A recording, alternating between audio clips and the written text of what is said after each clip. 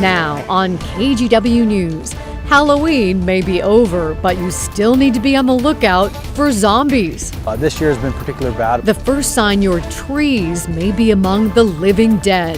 And fire burns through part of a local winery. It's a huge loss for all of us. Plus, a once popular Portland mall is headed toward foreclosure. But first, Portland's nearly $40 million solution to the homeless crisis. People will begin to see the results relatively quickly. Your news starts now. Thank you for joining us. I'm Laurel Porter. Whether you live or work in Portland or just pass through, it's obvious the homeless crisis has gotten worse. And today, city and county leaders announced a plan to invest nearly $40 million to try to reverse the trend. Alma McCarty has more on how the money would be spent and reaction to the plan. Alma? Well, more than $30 million will go to shelters and beds, plus more behavioral and public health services and outreach in high-impact areas. Old Town Chinatown was named specifically by leaders. Another $7 million plus will go to trash pickup and campsite cleanup.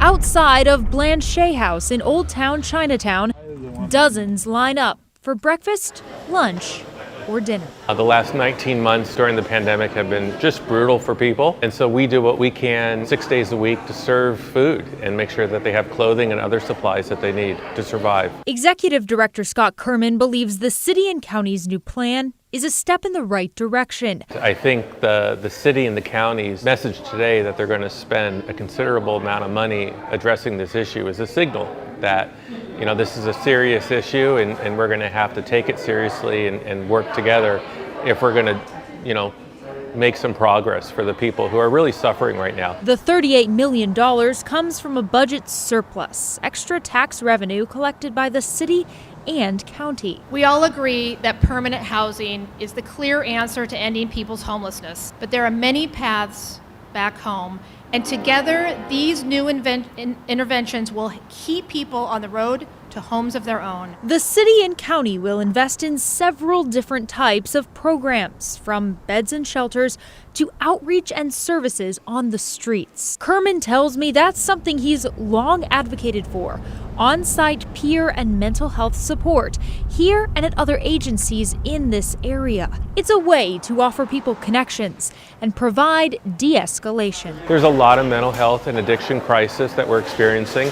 Not everyone who comes here for services, but certainly a more significant number than we saw before the pandemic. And so it appears from the news today that this program is going to be funded. I don't know exactly what it might look like, but we're excited to hear that we are going to put together some teams together that are going to provide this on-site intervention that I think is just going to make a huge difference. Mayor Ted Wheeler told reporters people will begin to see the results of this plan relatively quickly. I also want to be clear, we're hiring new positions and we're establishing new programs or expanding existing ones. That obviously doesn't happen overnight. Every day it's going to get worse because there's so much trauma that they're experiencing. So we're layering trauma on top of trauma for people who are houseless in our community. Kerman hopes the response is swift for the good of the people he serves. In Portland, Alma McCarty, KGW News. A father is in jail in Clark County tonight for allegedly killing his 2-year-old child. Gustavo Villalobos Carranza appeared in court over video this morning. Early on Sunday morning, the child's mother called to tell police Villalobos Carranza had taken the child and was making threats. Police put out an Amber Alert. Then Villalobos Carranza eventually agreed to turn himself in. Police found the child dead. The judge spoke with him through an interpreter today. You have a right to remain silent. This is a video and audio recorded hearing. It is your desire at this time to waive extradition and be transported to the state of Oregon. Vancouver police made the arrest, but investigators say the death happened in Portland, so Villalobos Carranza will have to be sent back to Oregon. Now let's get you caught up on tonight's other headlines. The Lloyd Center Mall is facing foreclosure and may soon be redeveloped. New York-based real estate lending company KKR Real Estate Finance Trust plans to take ownership of the mall and redevelop it to add residential and office space. A spokesperson for Lloyd Center said it would not be commenting on the possible foreclosure. It is not clear yet what will happen to the stores that are still open in the mall. A man from Beaver Creek was sentenced for shooting into the downtown Portland federal courthouse. This happened back in January. Cody Melby was sentenced to 5 years federal probation. Court documents said Melby is a disabled combat veteran who was dealing with mental health issues when he jumped over a security fence and shot at the building.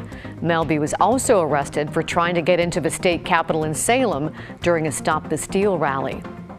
After a year and a half of protections for renters in Washington, the state's eviction moratorium expired at midnight last night.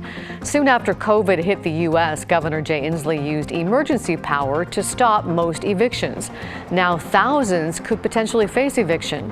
However, new rules do require landlords to go through steps like offering tenants a payment plan before evicting them. It's election time in Washington state. The deadline to get your vote in is tomorrow, November 2nd. And in Clark County, there is a lot on the ballot. Tim Gordon reports. It is a busy ballot for November 2021, an off-year election to decide school boards and city councils in a number of places in Clark County. And there is a county-wide proposition that many people feel is important. Proposition 10 funds body-worn cameras for sheriff's deputies. Deputies have been involved in several high-profile deadly incidents. The sheriff, county prosecutor, and the county council all support body cams to increase transparency and accountability of all involved. The cost, a 0.1% sales tax, or 10 cents for every $100 spent, to pay for the cameras and administration costs. The tax would last 10 years to fund the program for 30. In Vancouver, campaign signs are all around. The highest level contest is for the city's mayor. We talked to both candidates to get their closing pitch to voters.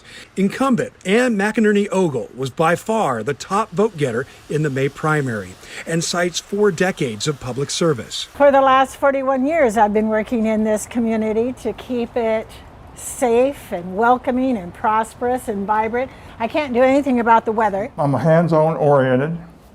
I'm results oriented. On this rainy day, challenger Earl Bowerman has one thing on his mind. He wants to take the mayor's job and improve what he sees as a public safety problem. I think that we need to take a close look at our budget, and we need to prioritize what's important.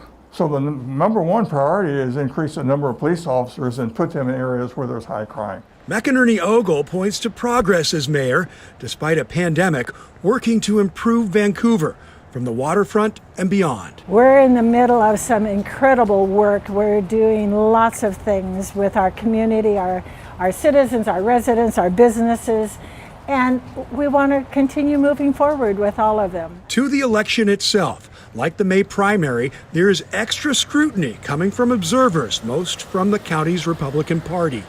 The auditor who oversees the election says they appreciate the interest in the process as the votes come in across the county and they carry out a fair election. In Vancouver, Tim Gordon, KGW News.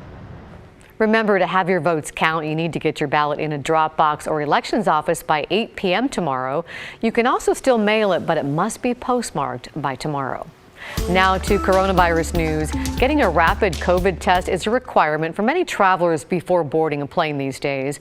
But many trying to fly out of PDX this weekend ran into a headache when they were told to go elsewhere for their test. It was all because of a small fire that occurred late last week at the Carbon Health PDX testing site. Carbon Health is the company that's performing the tests at the airport. There was no major damage to the testing machines, but the company decided to send the machines back to the manufacturer and get new machines to make sure testing was accurate. A spokesperson with the company said everyone was able to rebook appointments for either a rapid test or they were sent to nearby pop-up sites in downtown. The rapid tests at PDX were up and running once again this morning.